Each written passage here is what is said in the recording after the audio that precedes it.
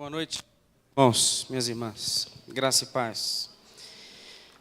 Quero dar uma palavra de saudação àqueles que nos visitam, estão com a gente hoje, estão conosco para celebrar o nome do Senhor. Sejam muito bem-vindos, que o Senhor abençoe você ricamente, tanto você como sua casa, em nome de Jesus.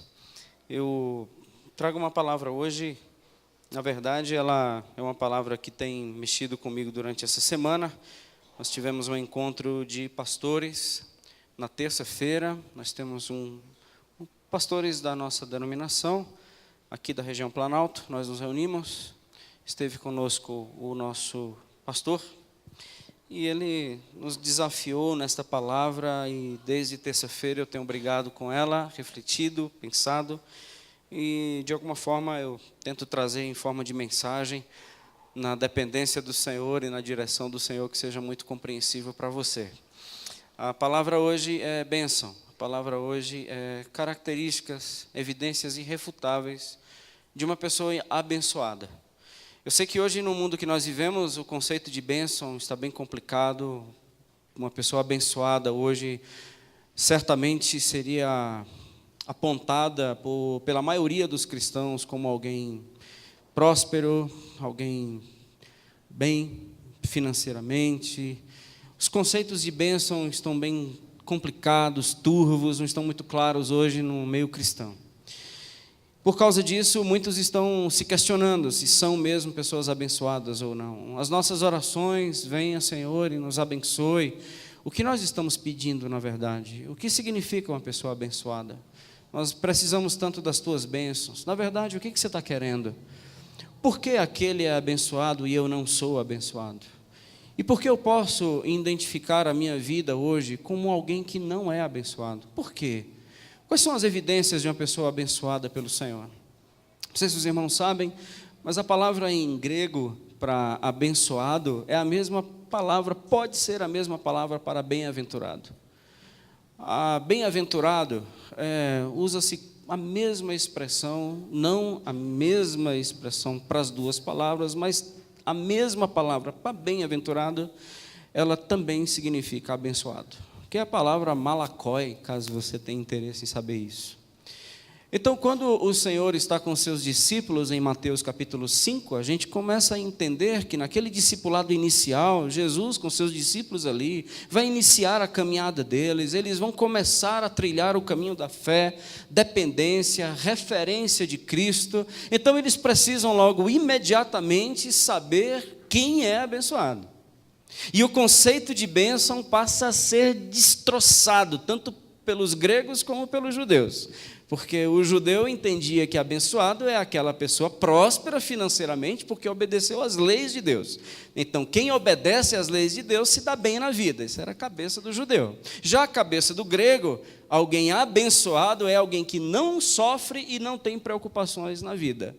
Mas você só adquire isso mediante a sabedoria. Sabedoria dos deuses. Então, você escapa do sofrimento, escapa de preocupações, tendo uma sabedoria dos deuses. Já o judeu, obedecendo à lei. Então, tanto o judeu como o grego tinham um conceito de bênção. Aí o Senhor chamou os seus discípulos e disse: não, deixa eu mostrar para vocês o que é uma pessoa bem-aventurada. Para você ser bem-aventurado, você vai ter que se fartar de afrontas. Para você ser bem-aventurado, você vai ter que negar a você mesmo, porque você vai ter que ser humilde. Você vai chorar. Para ser uma pessoa bem-aventurada, o malakoi na sua vida, uma pessoa abençoada, você vai ter que ter uma fome, não por pão, mas por justiça. E você vai ser malakoi, você vai ser uma pessoa abençoada, quando uma multidão reunir você e começar a falar mal de você. E as pessoas vão te perseguir, e as pessoas vão maltratar você. Aí você vai ser abençoado. Porque assim foram abençoados os meus profetas, assim foram abençoados os meus servos. Então, discípulos, eu quero que vocês sejam abençoados. Então, quando nós dizemos, Deus te abençoe, o que queremos dizer com isso? O que está por trás disso? Quem é essa pessoa abençoada? Como nós podemos dizer, Deus me abençoou nesse projeto? Como eu posso dizer hoje, eu sou uma pessoa abençoada? Eu Eu acho que isso está muito fora do que a maioria de nós pensamos, imaginamos. E eu, como eu sempre oro, peço ao Senhor que hoje seja um culto de libertação para nós, por causa da verdade dele pregada, e quando a verdade é pregada, a libertação ocorre. Não por mim, mas pela sua palavra.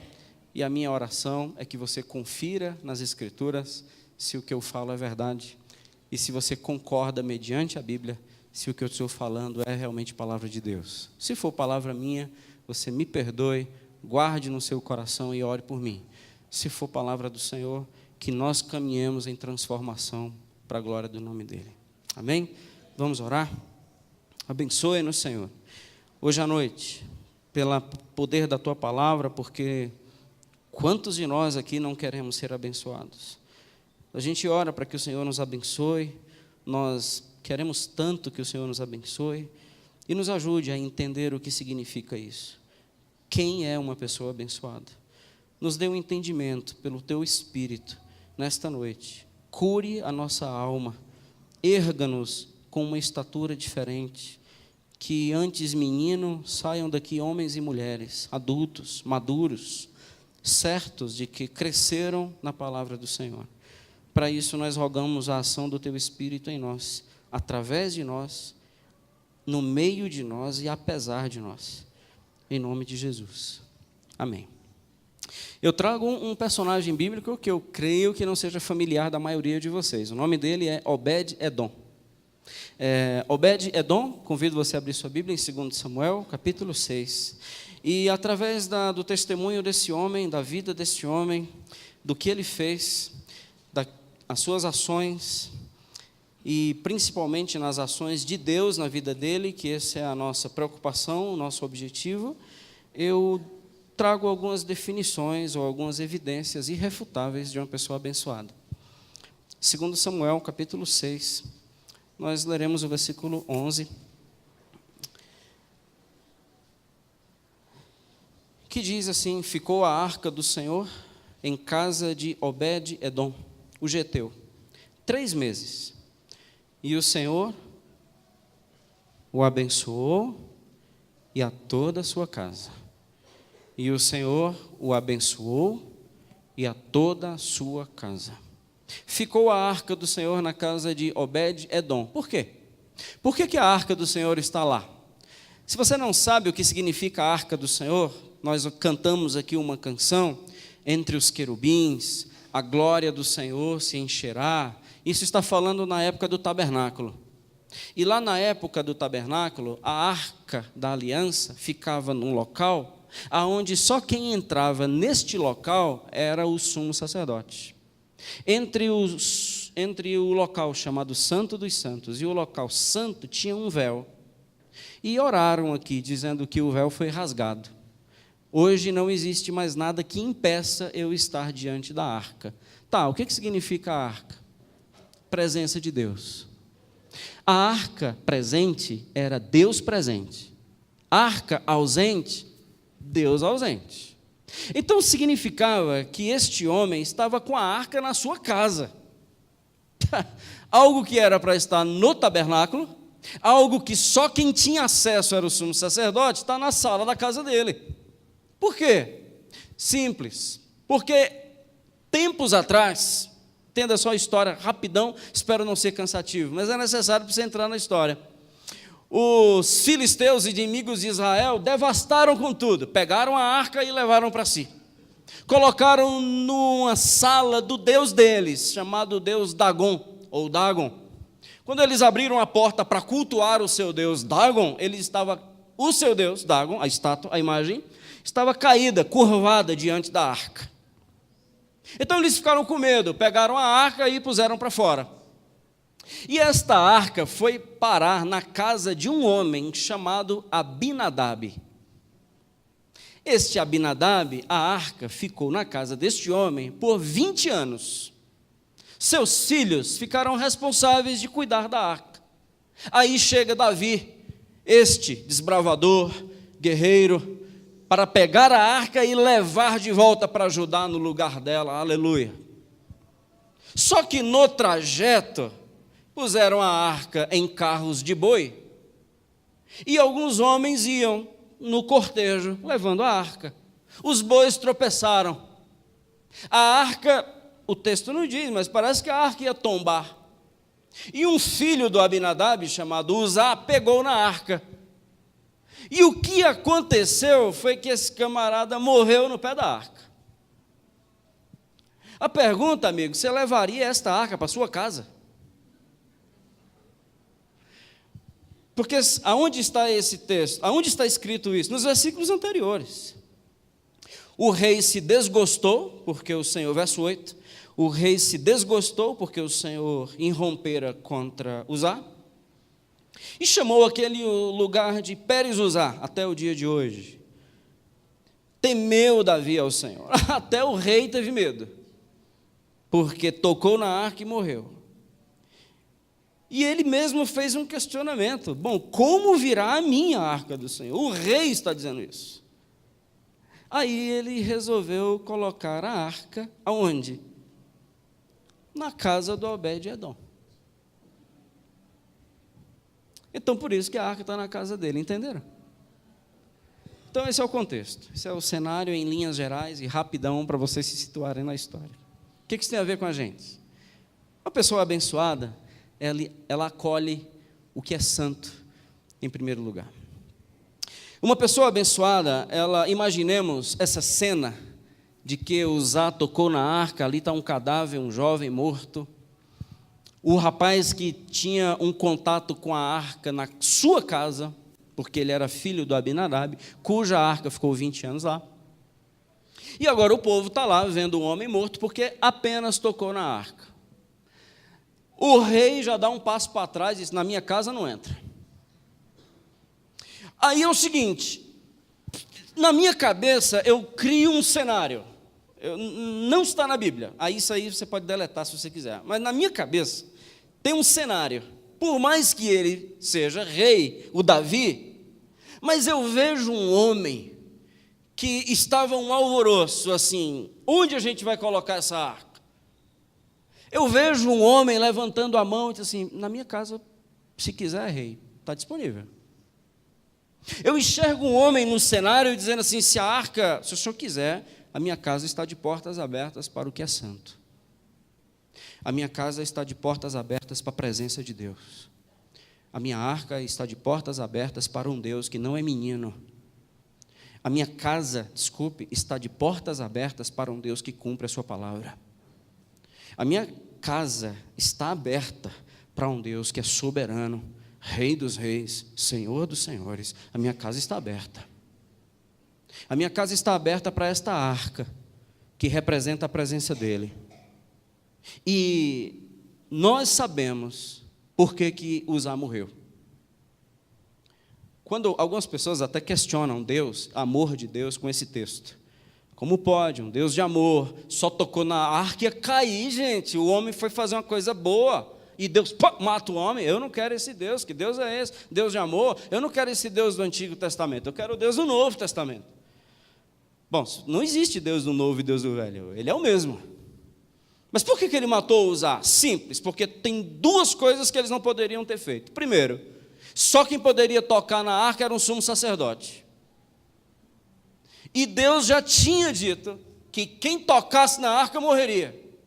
Agora imagine Deus dizendo: quem toca na arca morre, se não for sumo sacerdote ou da linhagem dos coatitas. Uzá, ele toca na arca e não morre. Como ficaria Deus? Eu não queria esse Deus.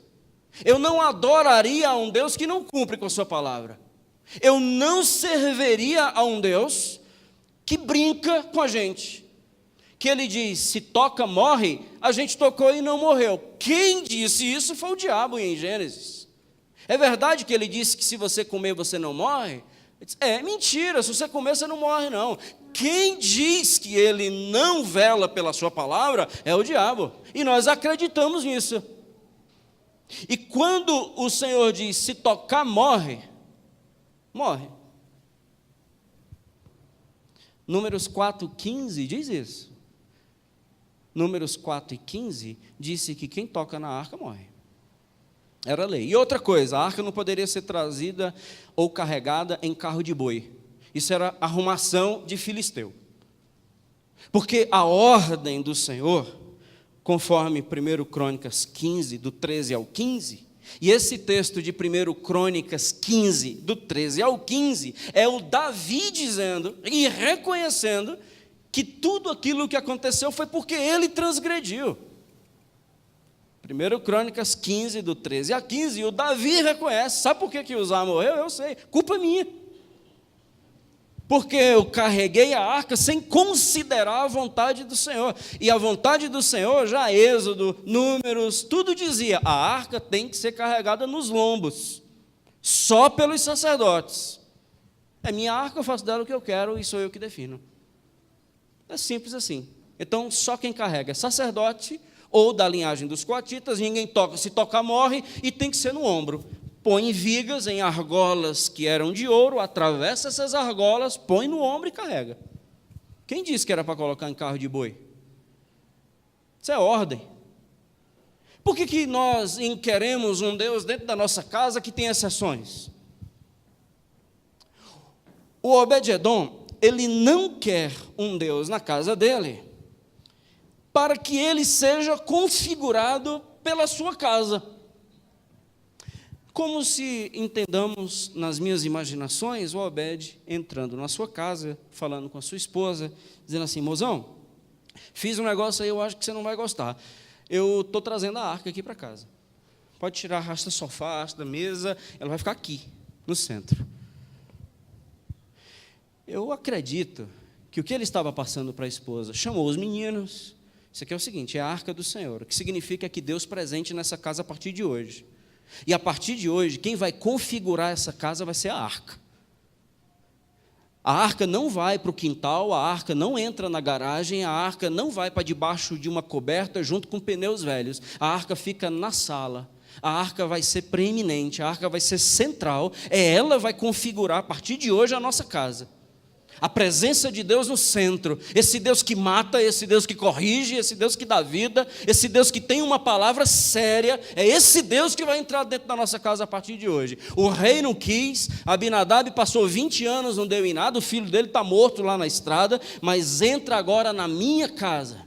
Eu aceito o que é santo, eu quero o que é santo. Obrigado. E o que acontece agora é que nós aprendemos com este Senhor, esse pai de família, que essa é a melhor decisão que uma pessoa pode tomar para ser abençoada. O que é uma pessoa abençoada? Quando ela disse que a partir de hoje, Deus vai mandar na minha casa. A partir de hoje, quem entrará para organizar a minha casa é um Deus soberano que não se agacha às minhas necessidades, possibilidades ou eventualidades. É um Deus que não muda a sua palavra por causa de um acidente. É um acidente, o filho do Abinadab cuidou da minha arca 20 anos, eu tenho até uma dívida com ele. Imagine Deus tendo dívida com Abinadab. Então eu não posso matar o seu filho. Nós queremos que as nossas vidas sejam configuradas por um Deus que não tem palavra, gente. E mesmo assim nós oramos para que Deus nos abençoe. Nós oramos para que Deus nos abençoe, um Deus que não tem uma palavra poderosa, um Deus que não manda, um Deus que ele entra como um bibelô, um Deus como entra apenas como abençoador, agora conceitue abençoador como realizador de sonhos, gênio da lâmpada. A gente vai esfregar a lâmpada na hora dos cânticos e ele abre as portas para a gente, porque nós somos um povo bom, lindo, lavado e redimido pelo sangue do Cordeiro, e Deus não quer que a gente chore, amém? Isso é bom, maturidade da igreja, amém não, é isso mesmo. Nós queremos um Deus que quando diz corta é para cortar, um Deus que quando diz não faça, a gente não faz. Por que você está permitindo que a sua casa não seja configurada pela arca e pela presença de Deus? As nossas vidas não estão sendo configuradas pela presença de Deus, irmãos. Aliás, aqueles que têm a presença de Deus. Eu acredito que Abinadab, um homem que passou 20 anos com esta arca. Se os irmãos quiserem saber aonde está a referência de que ele passou 20 anos com essa arca, é 1 Samuel 7,2. De onde saiu essa arca, esse trajeto está saindo da casa de um homem chamado Abinadab, 1 Samuel 7,2, cuja arca passou 20 anos na casa dele. E eu acho que uma das coisas que tem trazido muita tragédia ao coração de muitos cristãos é o excesso de familiaridade. Eu não sei se o Uzá tocou na arca porque já era muito familiar. A arca passou 20 anos na minha casa, já sei o que é isso. É um Deus que não vela pela sua palavra, tropeçou, eu pego. Eu não sei se esse excesso de familiaridade foi o problema em Uzá. Eu sei que o excesso de familiaridade tem feito a gente desconsiderar o que é santo e perder temor de Deus.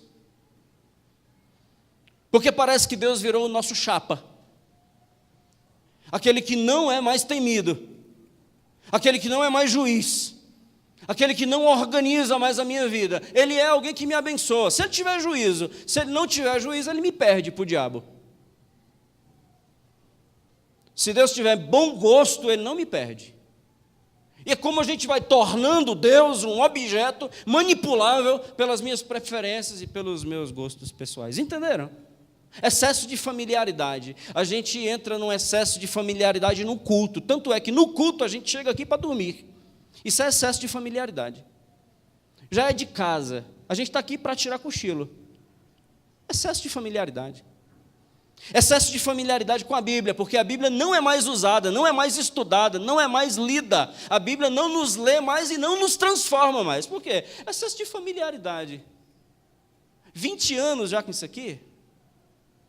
Excesso de familiaridade com Deus é a decretação de que daqui a pouquinho pessoas vão estar mortas na estrada. Morreu por quê? Familiar demais de Deus. É amiguinho demais de Deus. Morreu por quê? Porque não para ouvir mais o Senhor. Porque acha que Deus já está com ele. E ele com Deus. E está tudo resolvido. Brinca demais com as coisas do Senhor. Brinca com o que é santo. Morreu. E vai morrer. E vidas continuarão morrendo. Abençoado não é aquela pessoa rica que o Senhor derramou dinheiro. Abençoado não é aquela pessoa que consegue viajar 4, 5, 10 vezes no ano, para onde bem entender. Abençoado não é aquele que comprou sua casa própria, que tem o seu carro quitado. Abençoado é aquele que entra dentro do santo, permite que o santo entre dentro dele e aliancia a sua alma e o seu coração com um Deus 3 vezes santo. Isso é uma pessoa abençoada. Porque entra dentro da minha casa o que é santo a partir de hoje. O último versículo de Deuteronômio, capítulo 6. O último versículo de Deuteronômio, capítulo 6, diz: não coloque dentro da sua casa, coisa alguma que seja amaldiçoada, porque senão você vai ser amaldiçoado igual a ela. A diferença, amigo, é que Obed-Edom, ele colocou dentro da sua casa o que era abençoado. Porque ele entendia uma referência de Deuteronômio 6, o último versículo, de que dentro da minha casa não pode entrar nada amaldiçoado, mas abençoado, é claro, as portas estão abertas. Que diferença, irmãos, entre uma pessoa que passou 3 meses com a arca e uma pessoa que passou 20 anos com a arca? Que diferença. Uma pessoa que passa 20 anos com a arca tem o seu filho morto na estrada. Uma pessoa que passa 3 meses com a arca, ele e tudo que ele tem é abençoado. Que diferença. Por quê? Porque a diferença é a maneira como a gente vê o santo. Como a gente entende que Deus, na minha vida, faz toda a diferença. Eu recebo um Deus que mata. Eu me submeto a um Deus que vela pela sua palavra. Eu recebo um Deus que, quando Ele chama pecado, eu não ando mais por Ele. Eu recebo um Deus que configura a minha vida. Como eu falei hoje de manhã, um Deus que é pedra de tropeço. Que se Ele cair em cima de alguém, esse alguém vai ficar só as migalhas. E se alguém cair em cima dessa pedra, também vai ficar esfacelado. Mateus capítulo 22, Ele é uma pedra que esmaga.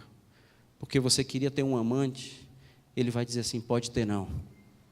A gente queria ter prazer, Ele vai dizer assim, o que é que você está pensando de prazer? A gente quer cair em vícios, Ele diz assim, volte, porque senão você morre. Deus é uma pedra de tropeço. Deus ele não deixa a gente pecar direito, porque Deus é santo. E aqueles que optam pelo pecado, aqueles que optam por uma vida segundo a sua própria vontade, configurada pelo seu prazer, segundo o que bem entende, são pessoas que não têm a arca na sua vida. E a pessoa que não tem a arca na sua vida, não tem Deus na sua vida, por favor, não se conceitue como alguém abençoado. É palavra de Deus para você. Você pode rogar as bênçãos do Senhor, mas não tem nada a ver. Você não sabe o que é rogar as bênçãos do Senhor, porque você não tem a disposição de ser bem-aventurado. Não, você quer ser bem-sucedido. E bem-sucedido é diferente de bem-aventurado. Bem esperto é diferente de ser bem-aventurado. Bem sábio, bem crítico, bem safadinho é diferente de ser bem-abençoado e bem-aventurado. Essa pessoa que é abençoada pelo Senhor, ela é uma pessoa que tem um testemunho tão impactante, irmãos. E é logo o versículo seguinte, que diz que avisaram a Davi, versículo 12, avisaram ao rei, dizendo: rei, você não sabe, o Senhor abençoou a casa de Obed-edom, e tudo quanto tem, por amor da arca de Deus. E foi, pois, Davi, com alegria, fez subir a arca de Deus à casa de Obed-edom, a cidade de Davi. Aí fala lá em Crônicas que ele fez agora do jeito certo. Uma pessoa abençoada por Deus, ela tem um testemunho tão impactante, onde as pessoas vão falar aos quatro cantos, dizendo: sabe aquela pessoa? Como ele é abençoado. Só que não é o conceito materialista, o conceito humano, o conceito fraco de pessoas abençoadas. Pessoa abençoada, meus irmãos, faz com que o rei venha correndo e reconheça que ele é um homem abençoado. E para um rei reconhecer alguém abençoado, só Deus na vida dele. Porque um rei, ele tem tudo o que quiser, o quanto ele quiser, quem ele quiser. E para um rei concordar que alguém é abençoado, só essa pessoa com Deus. Só Deus. Então o rei entende que, poxa, Deus está com ele. Deus está com ele. Deus é com ele. Deus vive neste homem. Este Deus agora está configurando a vida de Obed-edom e colocando tudo em ordem, organizando a vida dele, organizando o lar dele, organizando tudo que ele tem. Deus está abençoando este homem e estas bênçãos estão impactando as pessoas. A pergunta é: por que esse homem está sendo abençoado? E a resposta é única: Deus está aqui, cara. Deus é comigo. Por que está dando certo com você? Porque Deus é comigo. Então significa que se eu pedir para Deus entrar na minha vida, Ele vai dar tudo certo? Não, significa que você tem que acolher o que é santo. E sem expectativas, porque pode ser que você morra no outro dia seguinte. E mesmo assim você é abençoado. Porque o Estevão foi abençoado, entendeu? O Estevão apedrejado foi abençoado, ele viu a glória do Senhor. Você quer ver a glória? Como cantamos? O Estevão viu, só que na hora da sua morte. Isso é uma pessoa abençoada, porque mesmo que a morte chegue, ela não me separará do amor do meu Deus por mim. Isso é uma pessoa abençoada. Uma pessoa abençoada não está em crise, na crise. Uma pessoa abençoada não está arrancando os cabelos. Não é o meu caso. Com a crise. A pessoa abençoada não está preocupadíssimo com o que vai ser do Lula, ou com o que vai ser da nossa nação. Uma pessoa abençoada tem uma paz, mas uma paz que ninguém consegue entender, e isso a palavra do Senhor chama de bênção, porque bênção e bem-aventurança é um estado de alegria que independe de qualquer circunstância. Os crentes atuais e modernos, que não é o caso de vocês, todos vocês são maduros e firmes no Senhor Jesus, louvado seja o nome do Senhor, são aquelas pessoas que depende de. Mas contanto que, entendeu? São crentes tão seguros, mas tão seguros, que se alguém sair do seu grupo do WhatsApp, você entra em crise. Porque você agora vai ficar querendo saber por que a pessoa saiu do seu grupinho de WhatsApp. É crente tão firme que abala. A pessoa bem-aventurada é aquela que, vamos lá, levante-se para apanhar na vida, porque vão perseguir você, vão injuriar você. Leia Mateus capítulo 5, nas bem-aventuranças aos discípulos. A vida não vai ser fácil, não. E as pessoas vão destruir você, vão se levantar para acabar com a sua vida. A gente não recebe uma crítica, irmãos. A gente é um povinho tão melindroso que uma crítica nós já estamos desmontando na fé. Eu tenho certeza que aqui na Cristã Evangélica Nova Vida, vários membros estão pensando em sair da igreja, porque as coisas não é do seu jeito. Não está certo, gente. Porque isso não é vida cristã. A vida cristã é farte-se de afrontas. Agora eu vou consolar você. Chore, porque bem-aventurado não é o que não chora. Bem-aventurado é aquele que é consolado por mim. Bem-aventurado não é aquele que dá tudo certo. É aquele que quando olha para o lado só vê o seu Senhor. Diz assim, nós estamos juntos. E eu sei o que eu estou fazendo com você.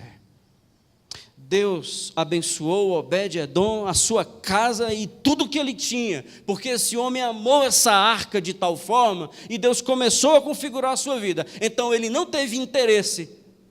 O Obed-edom, ele não trouxe a arca da aliança, esfregou as mãos e disse assim, mulher, agora o negócio vai ficar bom para a gente. Não, porque todo mundo estava tremendo, porque até o rei saiu.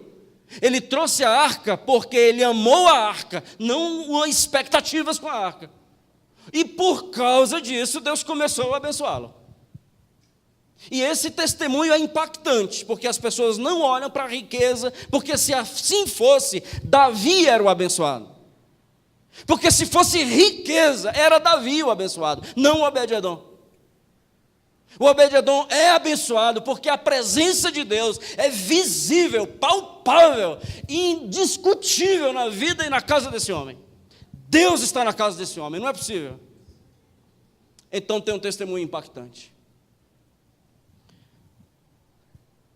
Nós que corremos atrás do Senhor por resoluções financeiras, eu digo a você, gaste menos do que você ganha. Palavra do céu, gente, amém? Aleluia. Gaste menos do que você ganha. Isso é a palavra de Deus para você. Isso é libertação. Quebre os cartões. Deus seja louvado, amém? E o devorador é você. O gafanhoto, migrador, devorador, destruidor, é você mesmo. É quem está lá na fatura do cartão. É para você. Chama Deus para esse negócio, não. Deus não está aí nisso. Agarre o santo. Aliancie o seu coração com o que é santo. E Deus, Ele tornará o seu testemunho um impacto para a glória do nome dEle.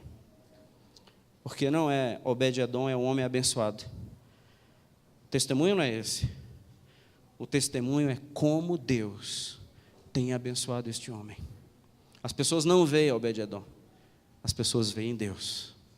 Essa é a diferença do testemunho impactante. Quando as pessoas me veem, Deus não está em mim. Quando as pessoas veem o Senhor em mim, esse é o testemunho, para a glória dEle. Terceira marca, terceira evidência indiscutível de uma pessoa abençoada pelo Senhor é uma disposição para servir. Se você puder acompanhar, ou então vai estar aqui no PowerPoint, 1 Crônicas 16, 37 a 38, diz que o Obed-edom se tornou um porteiro do templo. O Davi, claro, o Davi sempre foi um cara, né, um rei que sabia fazer o jogo, ele chamou logo o Obed-edom para ser o porteiro.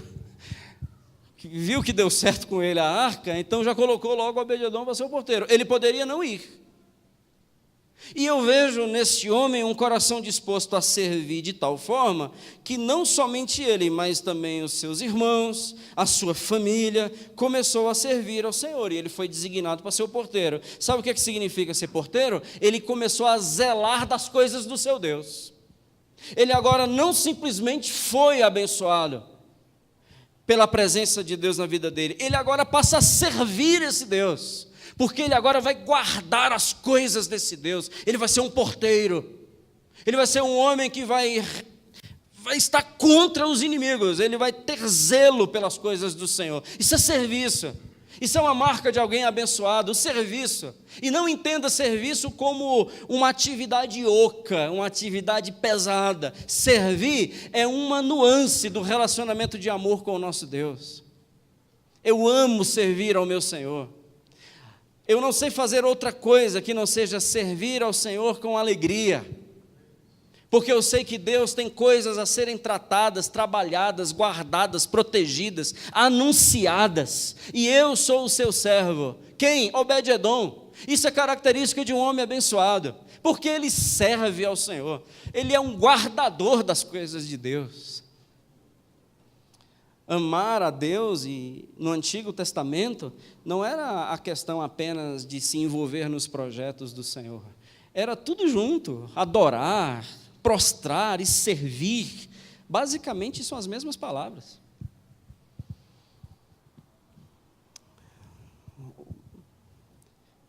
E eu já me antecipo para o último lugar, e convido você a abrir sua Bíblia em 1 Crônicas, 1 Crônicas, capítulo 26, do versículo 4 ao versículo 8.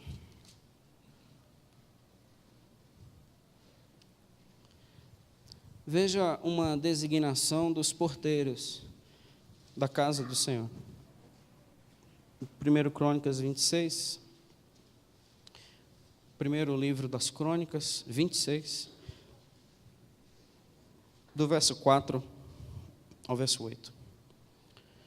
Os filhos de Obed-edom, começa a descrição: Semaías, o primogênito, Jeozabade, o segundo, Joá, o terceiro, Zacar, o quarto, Natanael, o quinto. Amiel foi o sexto, Issacar, o sétimo, Peuletai, o oitavo. Por quê, gente?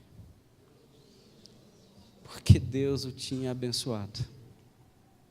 Também o seu filho Semaías nasceram filhos. Aí começa a falar os netos dele.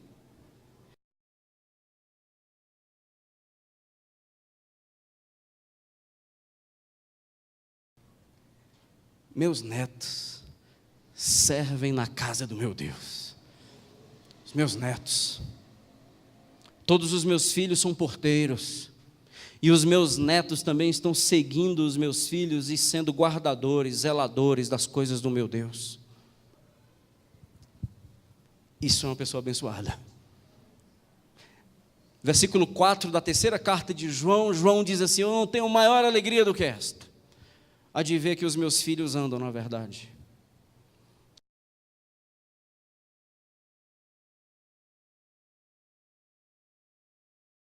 Começou porque um homem, irmãos, isso começou porque um homem, ele resolveu colocar na sala da sua casa a presença de Deus, e disse: a partir de hoje, essa casa vai ter outra configuração. A partir de hoje, é Deus quem manda nesse lugar. Está entrando a arca, segurar nas mãos da esposa, segurar nas mãos dos filhos,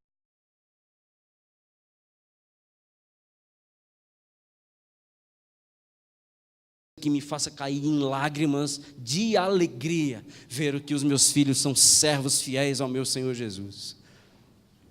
Isso é uma pessoa abençoada. Você trocaria isso por quanto de dinheiro?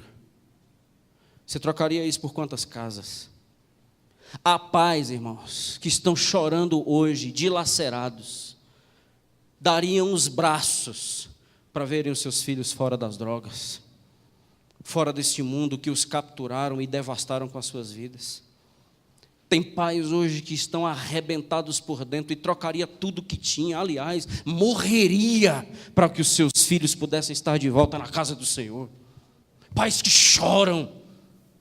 Mas a pergunta, irmãos, que vai lá para o início de novo: você quer ser abençoado, mas não agarra o santo. Você quer ser abençoado, mas não configura a sua casa diante da presença do Senhor e não quer que os seus filhos vá para o mundo. Mas você abraça o mundo. Você não tem a sua casa configurada pela presença de Deus. Deus é um chaveiro para você.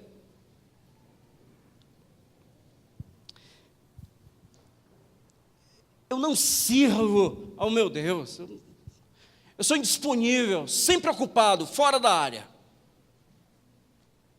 Eu não contribuo. Eu não sou nem dizimista, rapaz. Eu não assumo nenhum compromisso de devolver ao meu Senhor o que Ele me deu. Eu não tenho nenhum coração grato, eu não tenho. Eu sou ruim e quero que Deus me abençoe. Eu não sou porteiro. Eu não trago no meu coração esse desejo. As pessoas não falam de mim como um homem abençoado por Deus.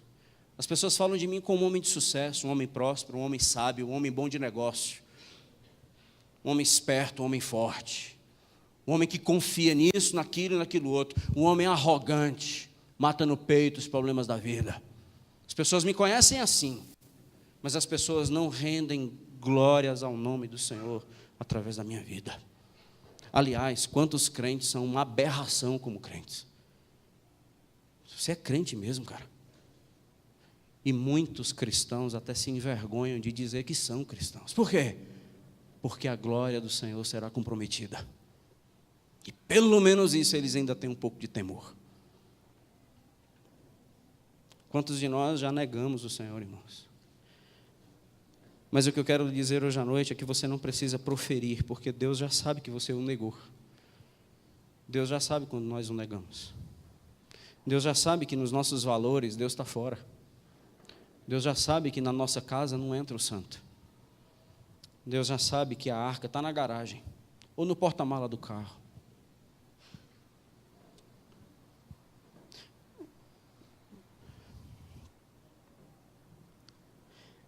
Eu sonho que os meus filhos, eles possam um dia falar para os meus netos que eles tiveram um homem de Deus como seus pais.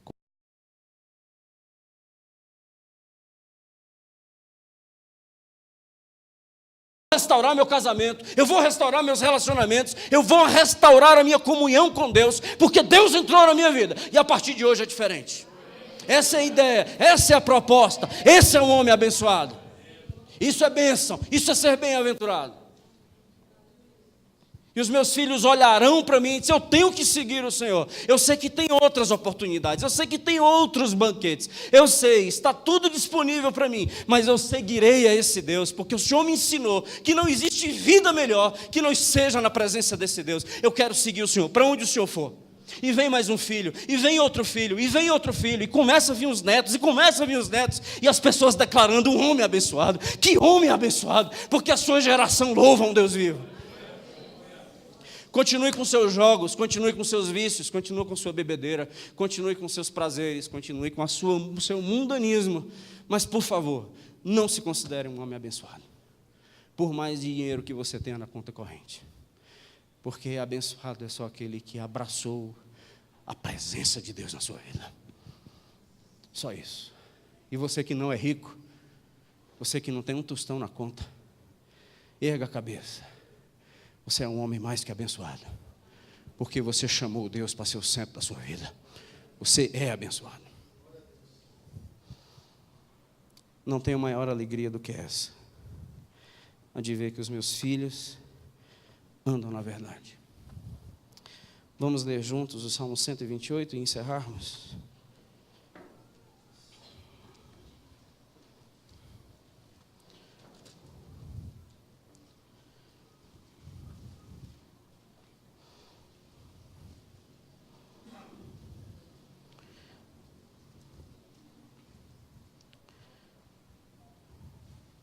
Eu quero fazer um apelo a você. E quando eu falo a você, irmãos, eu quero fazer um apelo ao meu coração. E eu compartilho esse apelo com você.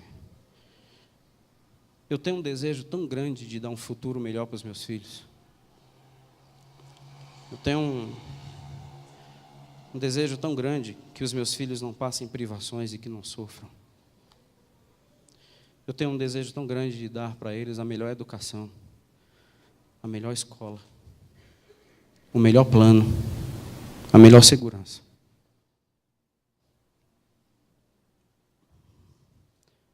Mas eu não posso abrir mão de fazer deles pessoas abençoadas. E aí, meu querido, seja onde for, morando aonde morar, Deus tem bênçãos para você. Aonde essa arca estiver, as coisas mudam. Por isso que eu tenho mudado a minha oração durante essa semana. Eu não quero ser bem-sucedido, eu quero ser bem-aventurado. Eu não quero ser bem planejado, eu quero ser bem-aventurado. Eu não quero ser bem sabido, eu não quero ser bem rico. Eu não quero ser bem esperto, antes de não ser bem-aventurado. E esse é o foco do meu coração a partir de hoje. E eu compartilho com você essa palavra.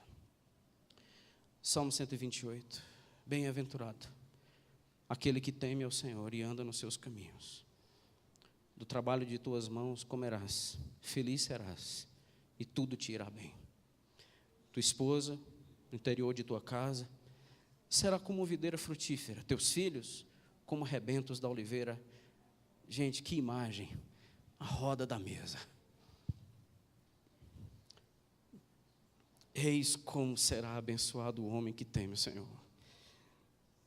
O Senhor te abençoe, meus irmãos, para que vejas a prosperidade do Setoró durante os dias de tua vida. Que o Senhor te abençoe, para que você veja a prosperidade do local aonde Deus colocou você para morar.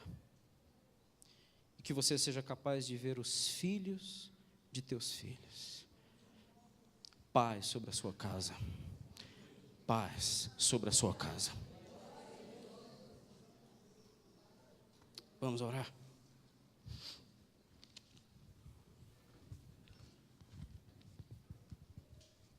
Queria fazer um apelo aos homens. Quantos Obed-edoms aqui nesse lugar? Eu já estou de pé.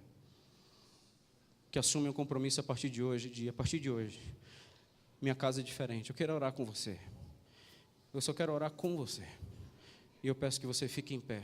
A partir de hoje, se a palavra falou com você, se você quer assumir um compromisso hoje com Deus, como homem, como chefe da sua casa, você tem sido tão alvo das ações malignas. Você que tem se sentido fraco, você que tem se sentido já até desqualificado para ser marido e pai. Quero te dizer hoje nessa palavra que Deus quer te abençoar. E se você hoje assume um compromisso diante de Deus, a partir de hoje, os meus filhos, meus netos, eles sofrerão o impacto da decisão que eu tomo hoje. Eu quero te pedir que fique em pé e nós vamos orar juntos. Como uma geração de homens bem-aventurados.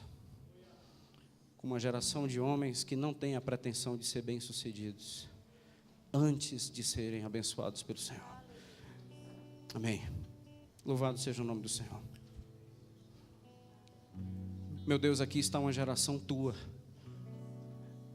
Nós somos um povo teu, rebanho do teu pastoreio. Nós não somos mais e não seremos mais alvos do inimigo. A gente não vai ser mais presa fácil. Para onde nós olharmos, Senhor, nós veremos as tuas bênçãos em nossas vidas. Porque nós tomamos uma decisão hoje. As portas da nossa alma estão sendo abertas. As portas do nosso coração estão sendo escancaradas. E dizemos, pode entrar, Senhor. Pode entrar. Tu que velas pela tua palavra. Tu que és um Deus soberano.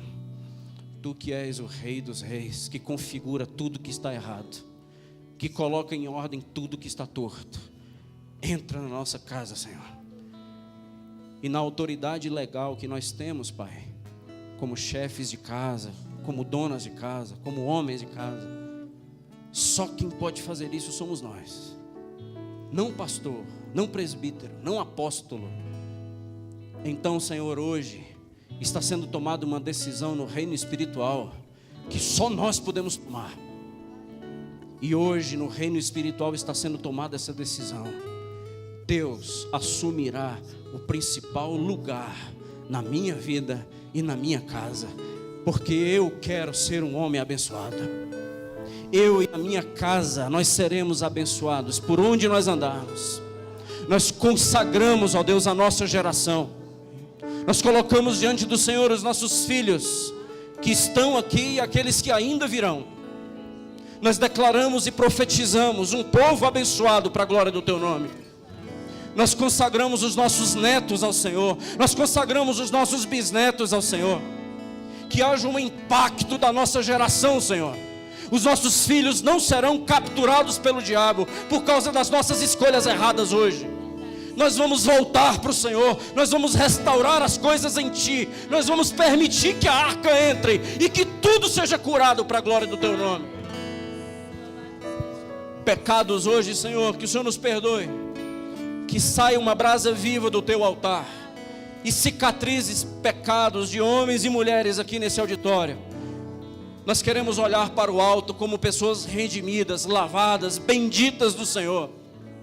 Nós não queremos mais entrar nesse local como culpados, sujos e inadequados. A gente vai agora entrar na Tua casa para ser porteiro. A gente vai ser porteiro, Senhor. Nós vamos cuidar das Tuas coisas. A gente vai ser zeloso com as Tuas coisas.